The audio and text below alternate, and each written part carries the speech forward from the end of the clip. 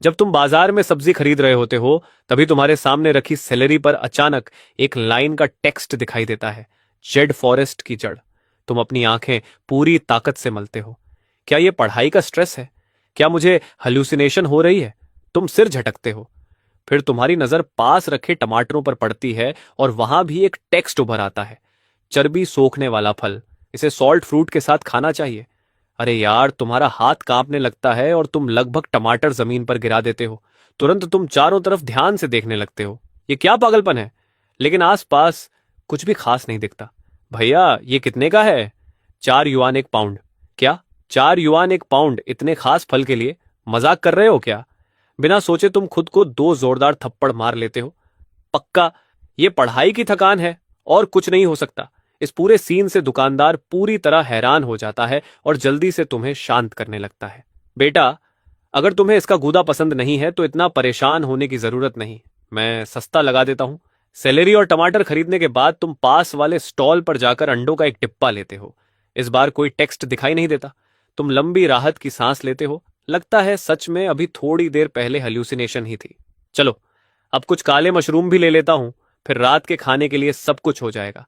लेकिन जैसे ही तुम्हारी नजर उन गहरे काले मशरूम पर पड़ती है, तुम्हारे मुंह से अपने आप निकल पड़ता है, दुर्लभ आध्यात्मिक औषधि, डार्कनेस ईयर। आखिर हो क्या रहा है? तुम थोड़ा जिज्ञासु हो जाते हो। क्या ये सच में कोई बहुत महंगी स्पिरिचुअल मेडिसिन है? इसलिए तुम मशरूम उठाकर पूछते हो, ये कितने के हैं? 3 युआन। तुम चुप रह जाते हो। गया काम से, पूरी तरह गया काम से। लगता है पढ़ाई ने मुझे सच में बेवकूफ बना दिया है। अंडे और मशरूम हाथ में लिए तुम घर लौटने के लिए मुड़ते हो। तभी अचानक एक मशीन जैसी नोटिफिकेशन की आवाज गूंजती है। 10 मिनट के अंदर आपने 3 दुर्लभ मटेरियल्स खोज लिए हैं। ये वाकई डराने वाला है। आपको असिस्टेंट की अप्रूवल मिल गई है। यूनिवर्सल एटलस सिस्टम सक्रिय किया जा रहा है। एक्टिवेशन डेट 31 अगस्त 2026। तुम पूरी तरह हैरान हो जाते हो और तुरंत फोन पर तारीख देखते हो। वहां साफ लिखा है 31 अगस्त 2025। ये कैसा बेकार सिस्टम है, जरा भी सही नहीं। और ये यूनिवर्सल एटलस आखिर करता क्या है? लेकिन काफी देर इंतजार करने के बाद भी कुछ नहीं होता। तुम आ भरते हो, शायद मुझे सच में हल्यूसिनेशन हुई थी। आज इतना अजीब सब क्यों हो रहा है? तुम वापस अपने घर पहुंच जाते हो। मोहल्ले की वो बिल्ली जो हमेशा तुम्हारे पीछे लगी रहती है, धूप में आराम से लेटी हुई है। तुम आदत से हाथ बढ़ाते हो और तभी अचानक उस बिल्ली के सिर के ऊपर शब्द दिखाई देते हैं, डीमोनिक स्पेक्ट्रल कैट। तुरंत एक तेज अलार्म बजने लगता है। अलर्ट! अलर्ट! पास में एक बेहद खतरनाक लॉर्ड लेवल क्रीचर का पता चला है। कृपया तुरंत यहां से दूर हो जाए। तुम सामने आराम से बैठे उस मोटे से बिल्ली को देखते हो और सोचते हो, ये रोए का गोला डरावना है, इसे तुम टेरिफाइंग कहते हो। फिर तुम उसके सिर पर हाथ फेर देते हो। आज सच में बहुत अजीब चीजें हो रही हैं। इस बार मैं तुम्हें दुलारने वाला नहीं हूं। चलो जाओ, खेलो। जैसे उसने समझ लिया हो, बिल्ली पलटती है और दौड़ते हुए भाग जाती है। तभी सिस्टम की आवाज फिर सुनाई देती है। एक लॉर्ड लेवल क्रीचर के सामने भी लक्ष्य ने अपना शांत दिमाग बनाए रखा। शानदार प्रदर्शन, विशेष फंक्शन अनलॉक किया जा रहा है, एपिक एनालिसिस। तुम गहरी सांस लेते हो और कहते हो, असिस्टेंट, तुमने कहीं घटिया शराब तो नहीं पी रखी? घर लौटकर तुम कहते हो, एपिक एनालिसिस फंक्शन एक्टिवेट करो। सिस्टम जवाब देता है, एनालिसिस सक्रिय किया जा रहा है। वर्तमान एपिक घटना 31 अगस्त 2026 की दोपहर में आसमान एक अजीब काले कोहरे से ढक गया था। एक बिल्ली रास्ता भटक कर यहां आ गई थी। काले कोहरे से भ्रमित होकर वह अपना रास्ता खो बैठी। समय के साथ उस काले कोहरे से निकलने वाली शक्ति उसके शरीर को धीरे धीरे खाती रही और आखिर में उसे डार्कनेस वर्ल्ड की बिल्ली में बदल दिया। एक बेहद डरावना रूप। उसी समय तुम उससे मिले। खतरे के सामने भी तुमने अपना दिमाग शांत रखा और सिर्फ एक डांट से उसे भगा दिया। वाह, सच में कमाल है। ये विवरण पढ़ने के बाद तुम खुद को हंसने से रोक नहीं पाते। हल्की जिज्ञासा भरी हंसी के साथ तुम फिर से वह सब सामान निकालते हो जो तुम बाजार से खरीद कर लाए थे। मुझे फिर से बताओ, ये सब आखिर है क्या? एटलस ऑफ ऑल थिंग्स खुल जाता है। एटलस में 3 मटेरियल कार्ड्स और एक क्रीचर कार्ड दिखाई देते हैं। तुम सबसे पहले मटेरियल्स की कैटेगरी पर क्लिक करते हो। वहां जेड फॉरेस्ट की जड़ थी जो ट्रेनिंग की क्षमता बढ़ाती है, सॉल्ट फ्रूट जो शरीर की ताकत बढ़ाता है और डार्कनेस ईयर जो अंदरूनी दुष्ट शक्तियों से बचाव करता है। सब पढ़ने के बाद एटलस कार्ड के नीचे रिवॉर्ड एक्सट्रैक्ट का ऑप्शन दिखाई देता है। तुम आराम से उस पर क्लिक करते हो। Z forest root card extract किया गया। Constitution +2 rock red fruit card extract किया गया। Strength +2, darkness year card extract किया गया, स्पिरिट +2।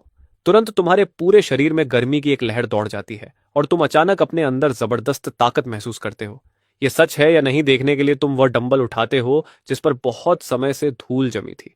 पहले तुम उसे मुश्किल से 20 बार उठा पाते थे, लेकिन इस बार तुमने उसे 100 बार लगातार उठा लिया। हैरान होकर तुम चिल्ला पड़ते हो, ये सच में असली है। क्या इसका मतलब है कि 1 साल बाद सच में कोई बड़ा प्रलय आने वाला है? और मैंने सिर्फ एक चीट ही अनलॉक नहीं किया, बल्कि मुझे सबसे 1 साल की पड़त भी मिल गई है। फिर तुम क्रीचर कार्ड खोलते हो। डार्कनेस वर्ल्ड कैट, एक लॉर्ड लेवल क्रीचर जिसके पास डार्कनेस ट्राइब की शक्ति है। जन्म से ही हत्यारा, इसकी तेज चीख आत्मा को चीर सकती है और इसकी मानसिक हमला करने की शक्ति बेहद खतरनाक है। उत्साहित होकर तुम उसकी क्षमता निकालने के लिए एक्सट्रैक्ट चुनते हो। डार्कनेस का सैडोनिक लाफ इफेक्ट प्राप्त हुआ। एक तेज चीख से आध्यात्मिक हमला किया जा सकता है जिससे दुश्मन थोड़ी देर के लिए चक्कर खा जाता है। मानसिक शक्ति जितनी ज्यादा होगी, नुकसान उतना ज्यादा होगा और कंट्रोल भी उतनी देर तक रहेगा। अब तुम सच में उत्साहित हो जाते हो। आखिर कौन नहीं चाहेगा कि वह दुनिया पर राज करे? लेकिन अचानक तुम्हें एक सवाल याद आता है। जब तुमने पहले अंडे खरीदे थे तब कोई नोटिफिकेशन क्यों नहीं आया? फिर तुम चावल, अदरक, लहसुन और प्याज निकालते हो, फिर भी कोई नोटिफिकेशन नहीं आता। टोंक्सी, क्या तुम मुझे समझा सकते हो? लेकिन इस बार सिस्टम बिल्कुल चुप रहता है। तुम आह भरते हो, छोड़ो मुझे भूख लगी है, पहले खाना खा लेता हूं। तभी उसी समय तुम्हारा फोन बज उठता है। तभी तुम्हारा फोन बजता है। कॉल तुम्हारी गर्लफ्रेंड लियोयांत की है, जो पूरे कैंपस की सबसे खूबसूरत लड़की मानी जाती है। वह कॉलेज के लगभग हर लड़के की आइडल है, अमीर परिवार से आती है और पढ़ाई में भी बहुत तेज है। और तुम वो इंसान हो जिससे बाकी सब जलते हैं, क्योंकि तुम एक बिल्कुल साधारण लड़के हो, जेब में पैसे भी नहीं, फिर भी वह तुम्हारी गर्लफ्रेंड है। लेकिन पूरी गर्मियों की छुट्टियों में लियोयान ने तुमसे एक बार भी संपर्क नहीं किया था, तो अब अचानक क्यों? क्या ऐसा हो सकता है कि... और हाँ, वही बात है, जैसे ही तुम उसकी प्रोफाइल फोटो पर क्लिक करते हो, एक लंबा सा मैसेज सामने आ जाता है। और अगर उसे एक शब्द में कहा जाए तो बस इतना है, ब्रेकअप। तुम हल्का सा मुस्कुराते हुए सिर हिलाते हो। उसे रोकने की कोई जरूरत नहीं, इसलिए तुम सिर्फ एक छोटा सा जवाब भेजते हो, ओके। उसी समय लियू परिवार की आलीशान विला में लियू रियूयांत स्क्रीन पर लिखे उस ओके शब्द को घूर रही होती है। वह हल्का सा भौहें सिकोड़ती है और बड़बड़ाती है, तो अब तुम मेरे पीछे भागने वाला खेल खेल रहे हो? अफसोस, लेकिन एक अच्छा रिश्ता हमारी भावनाओं से ज्यादा जरूरी है। मुझे पहले ही किंगवा यूनिवर्सिटी में एडमिशन मिल चुका है। आखिरकार हम दोनों अलग अलग दुनिया के लोग हैं। लेकिन उस समय तक तुम इस बात को पीछे छोड़ चुके होते हो। तुम किचन में जाते हो और खुशी खुशी खाना बनाने लगते हो। खाना खत्म करने के बाद तुम अपना कंप्यूटर चालू करते हो और उस खबर को ढूंढते हो जो तुमने 15 अगस्त को देखी थी, जानक्सो मेट्रो में रहस्यमय गायब होने की घटना। वह मेट्रो लाइन अभी टेस्टिंग फेज में थी। सीसीटीवी फुटेज में दिखा कि जब आखिरी ट्रेन दूसरे आखिरी स्टेशन से निकली थी, तब डिब्बा पूरी तरह खाली था। लेकिन थोड़ी देर बाद कैमरा अचानक खराब हो गया। जब ट्रेन आखिरी स्टेशन पर पहुंची तो डिब्बे में कई बेहोश यात्री अचानक दिखाई दिए। होश में आने पर उन्हें बिल्कुल याद नहीं था कि वे ट्रेन में चढ़े कैसे थे। पुलिस की जांच से भी कुछ नहीं निकला, क्योंकि कोई घायल नहीं हुआ था और न ही कोई आर्थिक नुकसान हुआ था, इसलिए यह मामला ज्यादा चर्चा में नहीं आया। लेकिन अब जब तुम इस बारे में सोचते हो तो लगता है शायद इस घटना को जानबूझकर दबा दिया गया था। इसके बाद तुम और खबरें ढूंढते हो।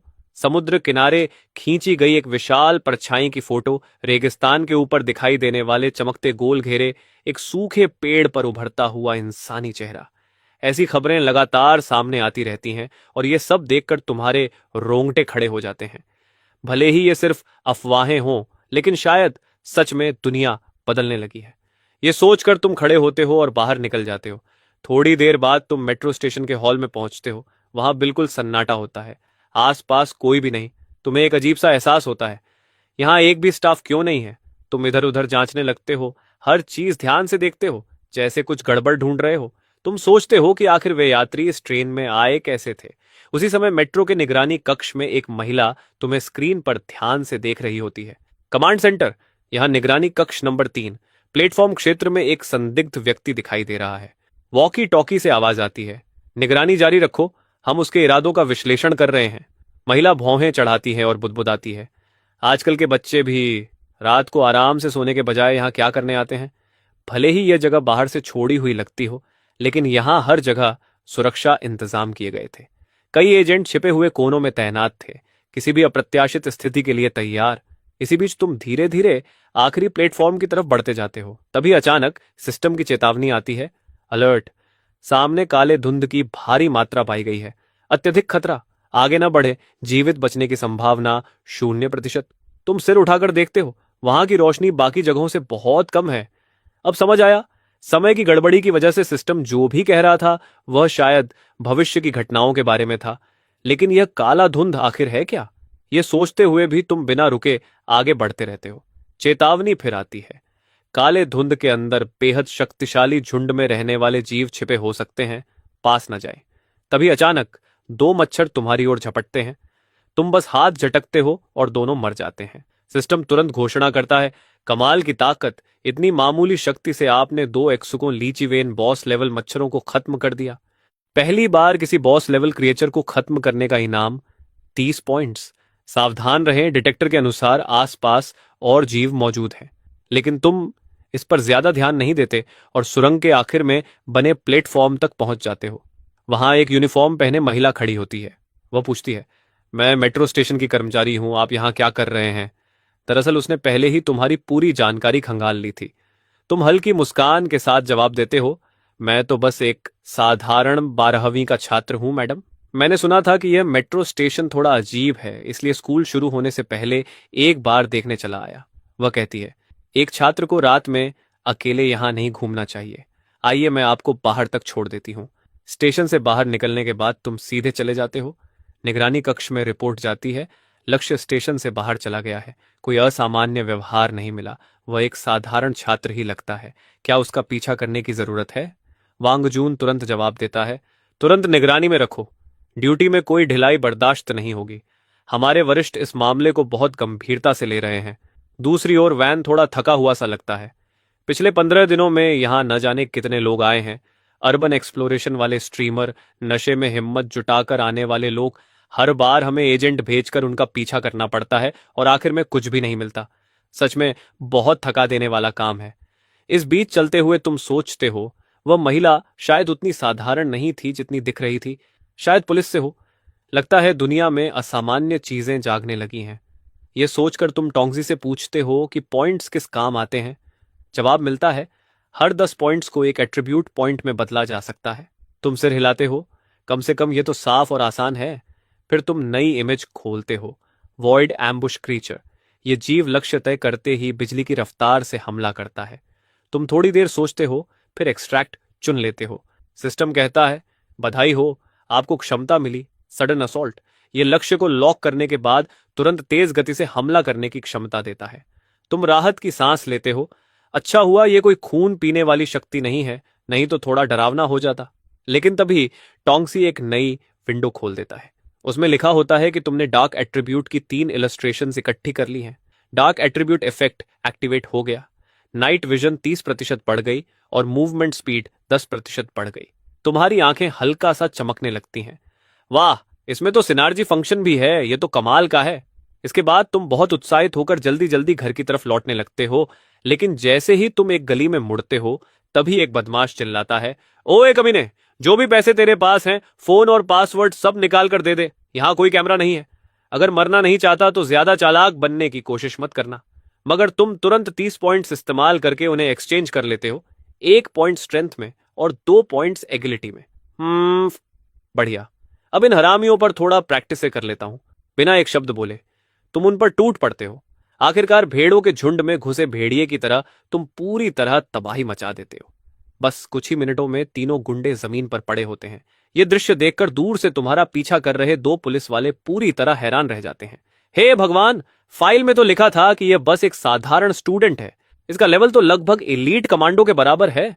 दूसरा भौहें सिकोड़ते हुए कहता है, अच्छा हुआ हम इसका पीछा कर रहे थे, नहीं तो मैं सच में इस लड़के के नाटक में फंस जाता। जल्दी जाओ और रिपोर्ट बनाओ। उधर तुम घर लौटते हुए संतोष से मुस्कुरा रहे होते हो। मेरी मौजूदा ताकत तो सच में डराने वाली है।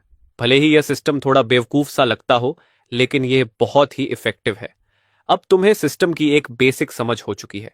घर के इंग्रेडिएंट्स ने सिस्टम एक्टिवेट नहीं किया था क्योंकि शायद उन्होंने अवेकनिंग की कंडीशन पूरी नहीं की थी। जबकि टोमेटोज, सेलरी और ब्लैक मशरूम्स में पहले ही अवेकनिंग के साइंस दिखने लगे थे। यही बात राइटिंग और यूनिवर्सिटी पर भी लागू होती है। उन सब में भी अवेकनिंग के सिम्टम्स दिखाई दे रहे थे। लगता है अगर मुझे आगे जल्दी स्ट्रांग बनना है तो मुझे उन जगहों पर जाना होगा जहां अनॉमलीज होती हैं। बस यही सही है, जहां भी कोई अजीब घटना होगी मैं वहां पहुंच जाऊंगा। उसी समय एक मजबूत शरीर वाला मिडिल एज्ड आदमी जिसने रेनकोट पहन रखा है अपने आदमियों के साथ उसी गली में पहुंचता है। वह एक बेहद हाई टेक दिखने वाला इंस्ट्रूमेंट निकालता है जिससे नीली रोशनी की एक परत निकलकर पूरी गली को ढक लेती है। कुछ मिनट बाद रोशनी गायब हो जाती है, लेकिन वह मजबूत आदमी भौहें सिकोड़ लेता है। अजीब है, वांगजू आगे बढ़कर पूछता है। सर, क्या आपको कुछ मिला? वह आदमी कहता है, थोड़ा अजीब है, यहाँ कोई एबनॉर्मल एनर्जी फ्लक्चुएशन नहीं है। लगता है वह लड़का बस एक बहुत टैलेंटेड ऑर्डिनरी इंसान है। वांगजू सिर हिलाता है। चलो, हमें अभी भी उस पर नजर रखनी होगी। इसी दौरान मेट्रो स्टेशन पर लोगों का आखिरी ग्रुप भी जल्दी जल्दी निकल जाता है, लेकिन किसी को पता नहीं होता कि उसी समय जानजू के पास बेलोन नदी की सतह बिल्कुल शांत है। धीरे धीरे नदी किनारे के विलोस पर चांदी जैसे पैटर्न्स उभरने लगते हैं। उनके नीचे की घास बहुत तेजी से बढ़ने लगती है और आसपास की चींटियां किसी रहस्यमयी ताकत से आकर्षित होकर जमीन पर अजीब अजीब पैटर्न्स बनाने लगती हैं। सब कुछ जैसे इस बात का संकेत दे रहा होता है कि यह दुनिया जल्द ही पूरी तरह बदलने वाली है। अगली सुबह तुम क्लास में जल्दी पहुंच जाते हो। तुम्हारी डेस्क मेट और एक्स गर्लफ्रेंड ल्यूरुयंट पहले से ही वहां मौजूद होती है। पहले जब भी वह तुम्हें देखती थी तो हमेशा हल्की सी मुस्कान देती थी, लेकिन अब वह बिना तुम्हारी तरफ देखे ही मुंह फेर लेती है। तुम्हें तो इससे शांति ही मिलती है। सिर झुकाकर तुम अपने फोन पर पैरानॉर्मल न्यूज स्क्रॉल करने लगते हो। वैसे भी आजकल पढ़ाई पर किसका ध्यान रहता है? स्पिरिचुअल एनर्जी जागने वाली है। ऐसे में स्कूल बुक्स पढ़ते रहना क्या समय की बर्बादी नहीं है? 1 घंटे की क्लास के बाद ल्यूरुयंट भौहें चढ़ाकर बोलती हैं, हमारा ब्रेकअप हो चुका है। मुझे पता है तुम्हें बुरा लग रहा है, लेकिन क्या तुम ऐसे खुद को बर्बाद करके मुझे गिल्टी महसूस कराना चाहते हो? तुम्हारी पढ़ाई तुम्हारी जिम्मेदारी है, इतना इमेच्योर मत बनो। तुम जोर से हंस पड़ते हो। मैडम, अपना भाषण बंद करो। अब मैं अपनी जिंदगी में क्या करता हूं उसका तुमसे कोई लेना देना नहीं है। जैसा तुमने कहा था, हम दोनों अब अलग दुनिया के लोग हैं। इतना कहकर तुम फिर सिर झुका लेते हो और फोन स्क्रॉल करने लगते हो और बड़ी मुश्किल से लंच ब्रेक का इंतजार करते हो। ब्रेक होते ही तुम स्कूल से बाहर भागते हो, खुद भी नहीं जानते क्यों, लेकिन आज तुम्हारा मन बहुत अच्छा है। तुम पास के एक रेस्टोरेंट में जाते हो और स्टीम्ड सी बेस के साथ एक बड़ा बाउल राइस ऑन ऑर्डर करते हो। जैसे ही तुम पहला कौर खाते हो, मछली का मांस बेहद नरम लगता है। वह सच में मुंह में घुल जाता है, लेकिन उसी पल अचानक एक नोटिफिकेशन बजती है। अलर्ट! दूसरे ने एक spiritual creature azure well fish खा ली है। इस मछली के मांस में बहुत शक्तिशाली एनर्जी होती है। दूसरे की मौजूदा ऑर्डिनरी कॉन्स्टिट्यूशन के साथ इसके कारण इम्प्लोजन और मौत का खतरा है। शुभ यात्रा। तुम पूरी तरह हैरान रह जाते हो। क्या ये एक स्पिरिचुअल क्रीचर है, और इतनी स्वादिष्ट भी? तुम फिर एक और कौर खाते हो। ये तो और भी स्वादिष्ट है। इसके बाद तुम क्रीचर इंडेक्स खोलते हो। एज्योर फिश गहरे पानी में रहती है जहां स्पिरिचुअल एनर्जी बहुत अधिक होती है। ये पानी की एसेंस और चाँद की स्पिरिचुअल एनर्जी को एब्जॉर्ब करके जीवित रहती है। इसका फील्ड आत्माओं को शुद्ध करने और घावों को ठीक करने की क्षमता रखता है। ये पढ़कर तुम थोड़ा हैरान हो जाते हो। मुझे उम्मीद नहीं थी कि यह चीज इतनी पवित्र होगी। दिलचस्प। फिर तुम इंडेक्स रिवॉर्ड क्लेम करते हो। Ability obtained, field activated, passive ability, water element के साथ एफिनिटी बढ़ती है जिससे पानी में ज्यादा आसानी से मूव किया जा सकता है। एक्टिव एबिलिटी, फील्ड के अंदर घायल लोगों की विटैलिटी रिस्टोर होती है। रिकवरी की एफिशिएंसी और फील्ड की रेंज स्पिरिचुअल पावर पर निर्भर करती है। तुम मन ही मन सोचते हो, यह सिस्टम सच में बहुत पावरफुल है। क्या यह मुझे एक ऑल राउंड फाइटर बनाना चाहता है? खाना खत्म करने के बाद वेटर तुम्हें बताता है कि यह सी बेस बेलोन नदी से आया है। यह सुनते ही तुम तुरंत वहां की तरफ निकल पड़ते हो, लेकिन काफी देर चलने के बाद भी सिस्टम की तरफ से कोई नोटिफिकेशन नहीं आती। तुम शक करने लगते हो, क्या वेटर ने झूठ बोला था? बिना ध्यान दिए तुम एक स्टोन स्टेले के सामने पहुंच जाते हो जिस पर एक लेजेंड खुदी हुई होती है। कभी इस नदी का नाम बेलोन नहीं था, जब तक कि बेलीन नाम की एक महिला यहां नहीं आई। उसका दिल बहुत अच्छा था। जब भी नदी में बाढ़ आती, वह सबसे पहले लोगों की मदद के लिए आगे आती थी। वह अपने हाथों से पीड़ित लोगों के लिए खिचड़ी बनाती थी और गांव के लोग उससे बहुत प्यार करते थे। लेकिन एक दिन भयंकर बारिश शुरू हो गई। चेंगजो शहर पर एक ऐसी भयानक बाढ़ आई जैसी पहले कभी नहीं देखी गई थी। उफनते हुए पानी ने नदी के दोनों किनारों पर बने घरों को तबाह कर दिया, और जब सभी लोग उम्मीद खोने लगे, तभी एक आकृति दृढ़ संकल्प के साथ आगे बढ़ी। उसने अपने हाथ जोड़कर प्रार्थना की और आसमान से विनती की कि जेंगजो की शांति के बदले उसकी जान ले ली जाए। पता नहीं कितना समय बीत गया। अचानक आसमान में बिजली चमकी और जोरदार गरज के साथ बादल फटने लगे। तभी बादलों के बीच से एक विशाल ड्रैगन प्रकट हुआ। उसने बस अपनी पूंछ हल्के से घुमाई और जमीन पर एक गहरी खाई बन गई। बाढ़ का पानी उसी खाई की ओर मुड़ गया और धीरे धीरे शांत हो गया। लेकिन उसी समय बेलिग्न ऐसे गिर पड़ी जैसे डोर टूट जाने पर कोई पतंग जमीन पर आ गिरती है।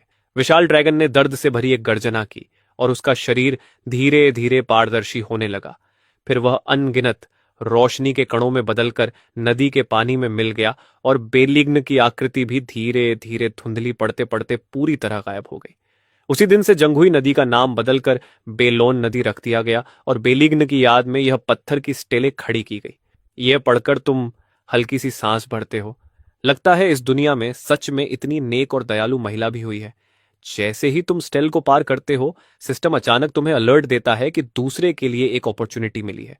तुम्हारे पीछे आसमान से ऊर्जा का एक बादल तेजी से गुजरता है। तुमने एक ब्लेसेड लैंड खोज ली है। सीन टाइप की नई एंट्री कोडेक्स में जोड़ दी गई है। तुम्हारा उत्साह तुरंत बढ़ जाता है। लगता है यहां अवेकनिंग के संकेत हैं। अगर ऐसा है तो क्या स्टेल पर लिखी कहानी सच हो सकती है? आखिर इसे स्पिरिचुअल एनर्जी का अवेकनिंग कहा जा रहा है। अगर यह पहले कभी था ही नहीं तो इसे जागरण कैसे कहा जाता? सिस्टम ने कहा कि यह एक ब्लेसेड लैंड है। क्या ऐसा हो सकता है कि यह सोचते हुए तुम जमीन के पास जाते हो, हाथ बढ़ाकर एक शाखा को हल्के से छूते हो।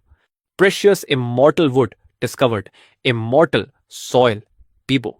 तुम मुस्कुराते हो। तो मेरा अंदाजा सही था। जब चीजें अवेकन होती हैं तो आसपास का एनवायरनमेंट भी उनके साथ बदल जाता है। तुम नीचे झुककर अपने पैरों के पास उगी घास को ध्यान से देखते हो। कुछ गुच्छे बाकी से ज्यादा घने और हरे दिखाई देते हैं। तुम हाथ बढ़ाकर उन्हें छूते हो। सिस्टम तुरंत बताता है, rare immortal herb discovered, immortal herb क्विलाइन। तुम चारों ओर नजर दौड़ाते हो लेकिन और कुछ असामान्य नहीं दिखता। तब तुम मटेरियल्स कोडेक्स खोलते हो। इमॉर्टल सॉइल बीबो में वाटर एसेंस मौजूद होती है और इसकी पत्तियां व शाखाएं स्पिरिचुअल मेडिसिन बनाने के काम आ सकती हैं। इमॉर्टल हर्ब क्विलीन इसी मिट्टी के साथ सिम्बियोसिस में उगती है। कल्टीवेटर्स इस घास की ओस का सेवन कर सकते हैं, जो शरीर को पोषण देती है, घावों की हीलिंग तेज करती है और जीवन को लंबा कर सकती है। ये पढ़कर तुम दंग रह जाते हो। ये तो असली खजाने हैं। मगर अभी इस घास पर ओस नहीं बनी है। शायद अवेकनिंग अभी उस स्टेज तक नहीं पहुंची। कुछ दिनों बाद फिर आकर देखूंगा। इसके बाद तुम कोडेक्स की रिवॉर्ड क्लेम करते हो। Feral illustration of Z waves extracted, spirit +3। फिर spiritual herb emerald illustration extracted, constitution +2। तुम हल्की सी मुस्कान देते हो। सच में ओरिजिनल मटेरियल्स एक अलग ही कैटेगरी है। इनके स्टैट्स रेयर मटेरियल्स से भी थोड़े बेहतर हैं। तभी अचानक एक और नोटिफिकेशन बजती है। आपने वुड एट्रीब्यूट की 3 इलस्ट्रेशन इकट्ठा कर ली है। Attribute effect activated, wound healing speed 20% बढ़ गई। इसके बाद तुम सीन इलस्ट्रेशंस देखते हो। एक है ब्लैक मिस्ट मॉर्टल डोमेन जो मेट्रो स्टेशन में मिला था, और दूसरा फ्रेश स्पिरिट सेलेस्टियल केव जो अभी मिला है। तुम सोचते हो, मुझे थोड़ा क्यूरियोसिटी हो रही है, सीन इलस्ट्रेशन से आखिर निकलेगा क्या? उम्मीद है फिर से स्टैट पॉइंट्स नहीं होंगे। Black mist mortal domain illustration extract. Reward special item fearless की। Fresh spirit celestial cave illustration extract. Reward special item seeds of the divine book लिंक्सी। सिस्टम के डिस्क्रिप्शन के अनुसार फियरलेस की अपनी शेप बदल सकती है, वेपन से लेकर टूल तक। बस तुम्हारी इमेजिनेशन ही इसकी सीमा है। ऐसी कोई चीज नहीं है जिसमें यह बदल ना सके। इसके अलावा इस पर कोटिंग भी की जा सकती है। मगर अफसोस, अभी मैं बहुत कमजोर हूं। इसे फिलहाल सिर्फ एक बार ही ट्रांसफॉर्म कर सकता हूं। अभी के लिए इसे संभाल कर रखता हूं। इसके इस्तेमाल के बारे में ध्यान से सोचना पड़ेगा।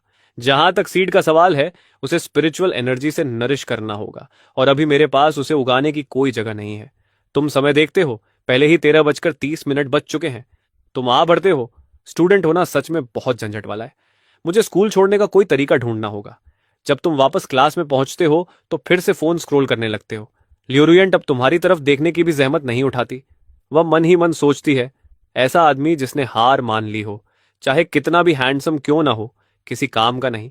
2 घंटे की क्लास के बाद अचानक क्लासरूम अंधेरा हो जाता है। बाहर बिजली चमकती है और जोरदार गरज के साथ तूफान शुरू हो जाता है। तेज हवाएं और मूसलाधार बारिश सबको डरा देती है। तभी स्कूल का इंटरकॉम बजता है। मौसम के अचानक खराब होने के कारण सभी छात्र अपनी अपनी क्लासरूम में ही रहें, आगे के निर्देश का इंतजार करें। क्लास में कुछ छात्र हैरान हैं, कुछ डर गए हैं, कुछ खिड़की से बाहर देख रहे हैं, लेकिन तुम चुपचाप वहीं बैठे रहते हो, अपने हाथ में उस की को कसकर पकड़े हुए, कि धीरे धीरे लाल होने लगती है और गर्म भी। तुम्हारे अंदर एक अजीब सा बुरा एहसास उठता है। तभी क्लास टीचर जल्दी जल्दी अंदर आते हैं और कहते हैं, घबराइए मत, अथॉरिटीज ने बताया है कि यह खराब मौसम ज्यादा देर नहीं रहेगा, शांत रहें और निर्देशों का पालन करें। लेकिन तुम्हारे हाथ की और भी ज्यादा गर्म होती जा रही है। अब तुम खुद को रोक नहीं पाते। तुम अचानक खड़े होते हो और क्लासरूम से बाहर दौड़ पड़ते हो। लियूरियानत भौहें सिकोड़ती है। ये क्या कर रहा है? क्या ये जानबूझकर अजीब हरकत करके मेरा ध्यान खींचना चाहता है? तभी किसी छात्र की चीख सुनाई देती है, जल्दी देखो, कोई बेलोन नदी के किनारे लाइव स्ट्रीमिंग कर रहा है। ओ भगवान, ये क्या है? सभी तुरंत स्क्रीन के आसपास इकट्ठा हो जाते हैं। स्क्रीन पर दिखता है कि नदी का पानी किसी अदृश्य ताकत से खिंचकर तेजी से घूम रहा है। पानी का एक विशाल स्तंभ आसमान की ओर उठ रहा है। स्ट्रीमर लुआन की आवाज डर से कांप रही है, दोस्तों, मुझे यहां से निकलना पड़ेगा, यहां बहुत डरावना हो रहा है। तुरंत इंटरनेट यूजर्स पागल हो जाते हैं। नहीं, मत जाओ स्ट्रीमर, ये नजारा जिंदगी में एक बार ही देखने को मिलता है। हाँ हाँ, सब लोग गिफ्ट्स भेजो, देखते हैं यहां कौन सा स्पिरिचुअल मास्टर असेंशन कर रहा है। और तुम जो इन सब से अनजान हो, पहले ही स्कूल से बाहर भाग चुके हो। तुम आसमान की ओर देखते हो। तूफान जिस दिशा में सबसे ज्यादा भयंकर है वह बेलोन नदी की तरफ ही लगता है, इसलिए तुम मूसलाधार बारिश में पूरी ताकत से दौड़ने लगते हो और पता ही नहीं चलता कैसे एक रहस्यमयी औरा तुम्हारे शरीर को घेरने लगती है। धीरे धीरे तुम्हारी दिल की धड़कन, सांसें और कदम एक लय में आने लगते हैं। तभी एक जलती हुई ऊर्जा तुम्हारे शरीर के अंदर घूमने और बहने लगती है। तुम चौंक उठते हो। यही तो स्पिरिचुअल एनर्जी है। सिस्टम की आवाज गूंजती है। यह सच में कमाल है। उसने खुद ही कल्टीवेशन की मेथड समझ ली और आधिकारिक रूप से कल्टीवेशन के रास्ते पर कदम रख दिया। उसका मौजूदा लेवल अब रिनंसिएशन रेल्म के तीसरे स्टेज तक पहुंच चुका है। यह सुनते ही तुम्हारे अंदर जबरदस्त एक्साइटमेंट भर जाती है। जैसे ही तुम एक कल्टीवेटर बनने की दहलीज पार करते हो, तुम्हें महसूस होता है कि तुम पहले से अनगिनत गुना ज्यादा ताकतवर हो चुके हो। कुछ दर्जन मिनट बाद तुम बेलो नदी के किनारे पहुंच जाते हो। तुम्हारी आंखों के सामने नदी से आसमान तक उठती हुई एक विशाल पानी की स्तंभ दिखाई देती है। यहां बारिश और भी तेज है और हवा और भी ज्यादा उग्र होकर चल रही है। तुम्हें हल्के हल्के ऐसा महसूस होता है कि पानी के नीचे कोई विशाल छाया हिल रही है। तभी सिस्टम अलर्ट देता है, सावधान, सामने अत्यधिक खतरा है। ऊर्जा बेहद हिंसक और अव्यवस्थित है। अंदर प्रवेश करते ही मौत निश्चित है। तुरंत पीछे हटो। लेकिन तुम सिस्टम की चेतावनी पर ध्यान नहीं देते। फिर भी तुम्हारे कदम अपने आप आगे बढ़ते जाते हैं। यही दृश्य लूकर के लाइव कैमरा में कैद हो जाता है और लाइव चैट तुरंत फट पड़ता है। हे भगवान, क्या वह आत्महत्या करने जा रहा है? पुलिस को बुलाओ, उसे बचाओ। अरे देखो, वह क्या है? लगता है कोई ड्रैगन है। सचमुच उसी पल नदी की वह विशाल क्रिएचर पानी से बाहर छलांग लगाती है और तुम आखिर उसकी शक्ल साफ साफ देख पाते हो। Epic level creature detected. ले गियाओ। यह बिजली और तूफानों को नियंत्रित करने के लिए जाना जाता है और इसकी प्रकृति बेहद क्रूर है। तुरंत भागो, यह एक बंद गली है। लेकिन तुम्हारी आंखें चमक उठती हैं। एपिक, पहली बार ऐसा कुछ सुन रहा हूं। अगर मैं इसे मार दूं तो रिवॉर्ड जरूर जबरदस्त होगी। तुम उसकी ऑरा महसूस करते हो और समझ जाते हो कि यह अभी अभी जागा हुआ लेग्याओ ताकत में लगभग तुम्हारे बराबर है। यह सोचकर तुम बिना आकार वाली की निकालते हो, जो तुम्हारी इच्छा के अनुसार एक लंबी तलवार में बदल जाती है। परफेक्ट, आज तुझे ही प्रैक्टिस टारगेट बनाता हूं। यह कहते ही तुम तोप के गोले की तरह उसकी तरफ झपट पड़ते हो। यह देखकर लूकर तुरंत लाइव स्ट्रीम बंद कर देता है। अगर यह सब ब्रॉडकास्ट हो गया तो मैं सीधे जेल पहुंच जाऊंगा, मेरा करियर खत्म हो जाएगा। उसी समय ल्यूरुयंट उस काले हो चुके स्क्रीन को घूरती रह जाती है। वह सोचती है, जो सिलुएट मैंने अभी देखा वह बहुत जानी पहचानी लग रही थी, और च्याओ तो आधा घंटा पहले ही स्कूल से निकला है। वह इतनी जल्दी वहां कैसे पहुंच सकता है? नहीं, वह नहीं हो सकता। शायद मैंने गलत देखा। उधर बेलोन नदी के किनारे अथॉरिटीज ने पूरे इलाके को घेर लिया है। ल्यू कियर को तुरंत पकड़ लिया जाता है। डायरेक्टर वंग एक युवा आदमी के साथ वहां आता है। वह ऊपरी अधिकारियों का खास प्रतिनिधि है, एब नॉर्मल इंसिडेंट संभालने वाला पायोनियर लॉन्ग पिग्नन। लॉन्ग पिग्नन आंखें बंद करके आसपास की ऊर्जा को कुछ पल तक महसूस करता है। फिर डायरेक्टर वंग से धीरे से कहता है, कोई एब नॉर्मल फ्लक्चुएशन नहीं है, वह बस एक ऑर्डिनरी इंसान है। वंग जुन के हाथ के इशारे पर पुलिस लूकर को ले जाती है। तभी अचानक एक भयानक एक्सप्लोजन गूंजता है। तुम पहले ही कई बार ले गयाओ से टकरा चुके हो और टक्कर की ताकत से दोनों पक्ष पीछे धकेल दिए जाते हैं। कई थंडर रोर्स गूंजते हैं, लेकिन तुम जोर से हंस पड़ते हो। हाँ हाँ, कमाल है, फिर से। और तुम बिना किसी टेक्निक के फिर से हमला कर देते हो, बस अपनी तलवार को इधर उधर घुमाते हुए लगातार वार करते जाते हो।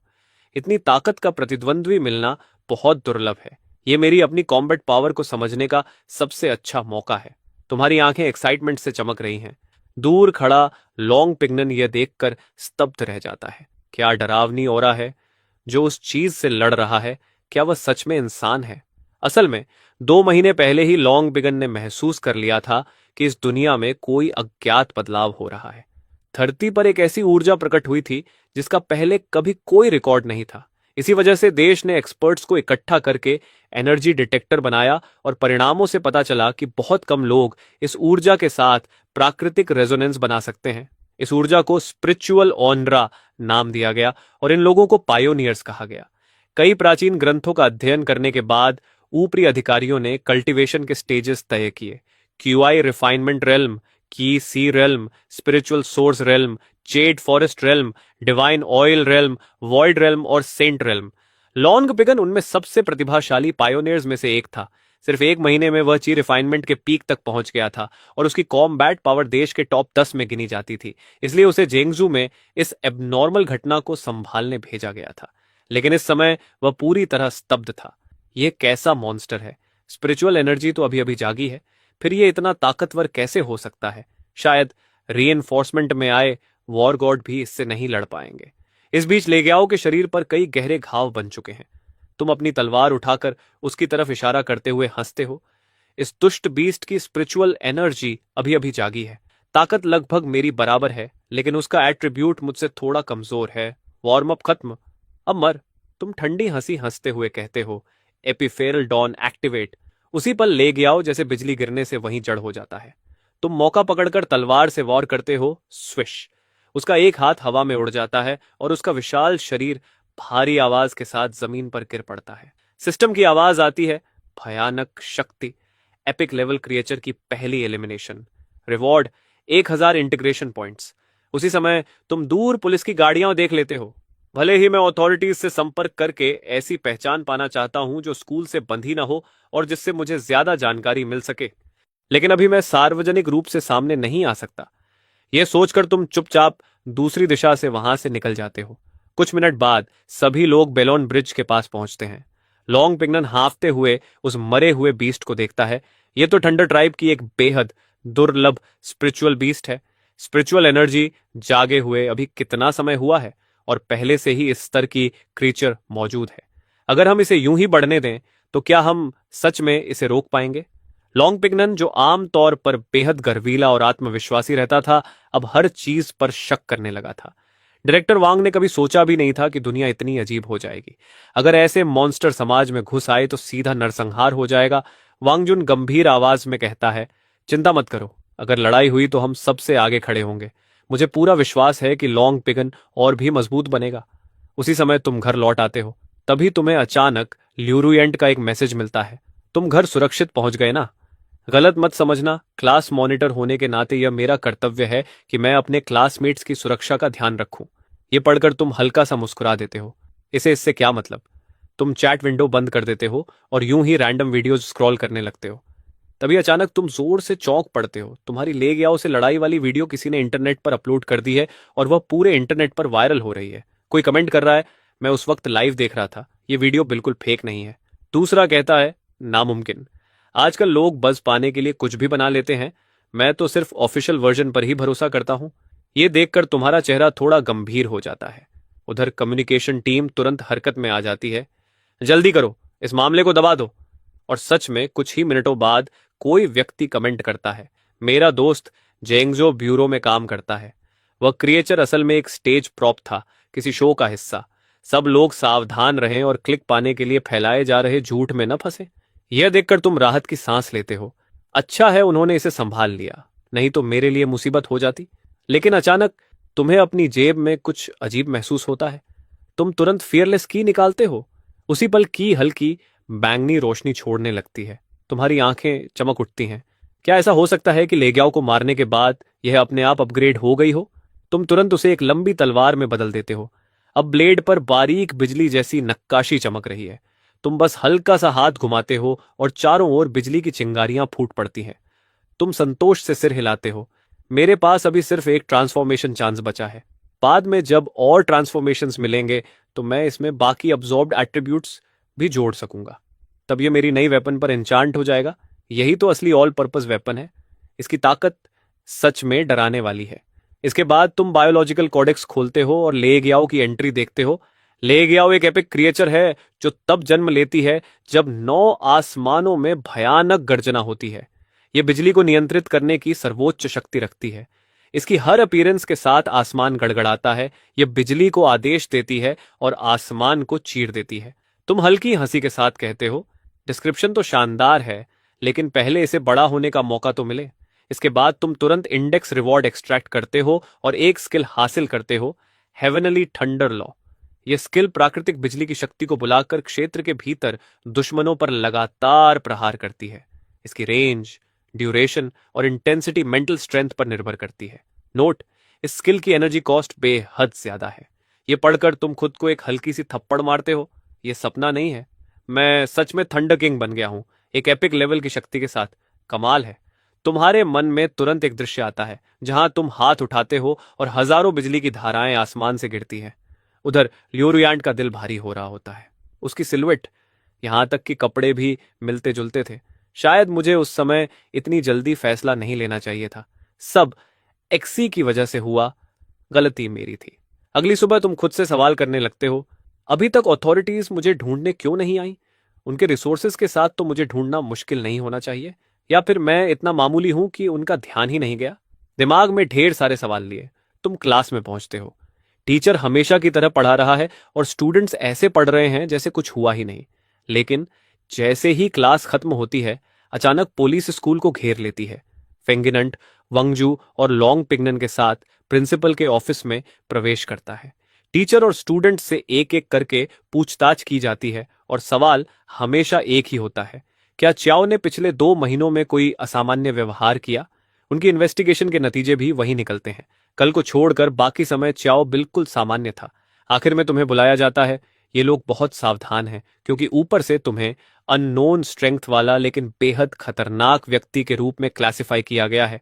फेंगिनेंट सबसे पहले बोलता है, कॉमरेड च्याओ, मेरा नाम युएन कंग है। मैं साउथ ईस्ट रीजन के जिम्मेदार अधिकारियों में से एक हूं।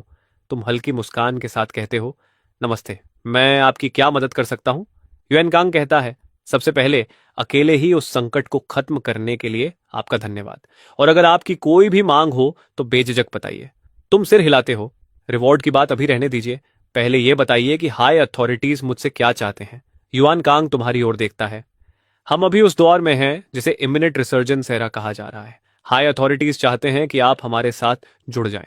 थोड़ी बातचीत के बाद फैसला होता है कि तुम जांगजू एनॉमली इन्वेस्टिगेशन ब्यूरो के कंसल्टेंट बनोगे और साथ ही स्पेशल एग्जेम्पशन के साथ साउथ ईस्ट मिलिट्री एकेडमी में एडमिशन पाओगे। औपचारिकताएं पूरी होने के बाद युएनकंग तुम्हें स्कूल से बाहर ले जाता है। उसी समय क्लास में टीचर आती है और कहती है, स्टूडेंट्स, मेरे पास एक अच्छी खबर है। हमारी क्लास के च्याओ को स्पेशल एग्जेम्पशन के साथ साउथ ईस्ट मिलिट्री एकेडमी में एडमिशन मिल गया है। यह सुनते ही क्लास में हलचल मच जाती है। मुझे विश्वास नहीं हो रहा। च्याओ तो हमेशा इतना साधारण लगता था, असल में वह इतना ताकतवर है। उस एकेडमी में तो सिफारिश से भी एडमिशन नहीं मिलता और उसे स्पेशल एग्जामिशन मिल गया। अब समझ आया कि क्लास मॉनिटर ने उससे ब्रेकअप क्यों किया। वह तो बिल्कुल शांत रहा। सोच रहा हूं ल्यू अब कैसा महसूस कर रही होगी। उसे जरूर पछतावा हो रहा होगा। ल्यूरियन मन ही मन कहती है, तो तुम ऐसे इंसान हो? अगर पेलॉन ब्रिज पर वह सच में तुम थे तो इतने सालों तक तुमने मुझसे यह क्यों छिपाया? क्या तुम्हें लगा मैं इसके लायक नहीं थी? मैं तुमसे नफरत करती हूं। उसी समय तुम जैंगजू अनॉमली इन्वेस्टिगेशन ब्यूरो पहुंचते हो। वहां तुम एनर्जी आर्ट्स रिसर्च लैबोरेटोरी भी देखते हो और तुम्हें कल्टीवेशन लेवल्स का एक मैनुअल भी दिया जाता है। की, रिफाइनमेंट और वॉइड रेल्म जैसे लेवल्स इस मैनुअल में बहुत विस्तार से बताए गए थे, लेकिन एक सेक्शन सेंट रेल्म अभी भी अननोन के रूप में चिन्हित था। तुम भौहें सिकोड़ लेते हो। हर 3 स्टार्स पर एक छोटा सा ब्रेक थ्रू होता है और हर बड़ा रेल में एक बड़ा चरण होता है। इतनी डिटेल में लिखा है, यह नकली नहीं हो सकता। अब जब मेरे पास सिस्टम है, क्या मैं स्पिरिचुअल ऑरा की पूरी रिसर्जेंस होने से पहले ही सेंट बन सकता हूं? यह सोचकर ही तुम्हें बड़ा कूल महसूस होता है। तभी लॉन्ग पिगनन तुम्हारे पास आता है। आज बस तुम्हें इन्वेस्टिगेशन ब्यूरो से फेमिलियर करवाना था। खुशी है कि अब हम कॉलीग्स बन गए हैं। थोड़ी औपचारिक बातें करने के बाद लॉन्ग पिगन तुम्हें घर तक छोड़ देता है। घर पहुंचते ही तुम्हारे फोन पर एक एसएमएस आता है। तुम्हारे अकाउंट में 10 लाख ट्रांसफर हो चुके हैं। यह हायर अथॉरिटीज की तरफ से है। तुम्हारी आंखें चमक उठती हैं। आखिर इतने सालों बाद मैं करीब वाली अपनी टैक्स से छुटकारा पा गया। सेलिब्रेशन में अच्छा खाना खाने के बाद तुम फिर से कल्टीवेटर मैनुअल निकालते हो। मैं अभी क्यू रिफाइनमेंट के 3 स्टार पर हूं। यहां लिखा है कि 4थे स्टार पर जाने के लिए एक बैरियर पार करना होगा। यह सोचकर तुम पालथी मारकर बैठ जाते हो, आंखें बंद करते हो और कल्टीवेशन स्टेट में जाने की कोशिश करते हो। धीरे धीरे आसपास का माहौल जैसे बदलने लगता है। आसपास की स्पिरिचुअल ऑरा तुम्हारी पुकार महसूस करती हुई तुम्हारी ओर आने लगती है। लेकिन 20 मिनट बाद तुम भौहें चढ़ा लेते हो। आसपास स्पिरिचुअल ऑरा की कंसंट्रेशन बहुत कम है। सिर्फ मेडिटेशन से की रिफाइनमेंट के 4थे स्टार तक पहुंचना, यह तो नामुमकिन जैसा है। अगर मुझे जल्दी प्रोग्रेस करनी है तो ऐसी जगह ढूंढनी होगी जहां स्पिरिचुअल ऑरा ज्यादा हो। तभी तुम्हारे दिमाग में एक और तरीका आता है। तुम अपने पहले से मिले 100 पॉइंट्स को एक्सचेंज करके 10 एट्रीब्यूट पॉइंट्स लेते हो। स्ट्रेंथ +2, कॉन्स्टिट्यूशन +1, एजिलिटी +3, कैरिज्मा +3 और 1 पॉइंट रिजर्व में रख देते हो। तभी सिस्टम की नोटिफिकेशन आती है, दूसरे ने सफलतापूर्वक क्यूआई कंडेंसेशन स्टेज की 3री स्टार पार कर ली है और अब 4थे स्टार पर पहुंच गया है। तुम खुशी से उछल पड़ते हो। यह सच में काम करता है। तुम तुरंत अपनी नई एबिलिटीज को महसूस करने लगते हो। न सिर्फ तुम्हारा शरीर पहले से कहीं ज्यादा मजबूत हो गया है, बल्कि तुम्हारे डांटियन में स्पिरिचुअल ची एक वॉर्टेक्स बनकर घूमने लगी है। मैनुअल के अनुसार ची कंडेंसेशन स्टेज के लेवल 4 से 6 को कंडेंसेशन फेज कहा जाता है।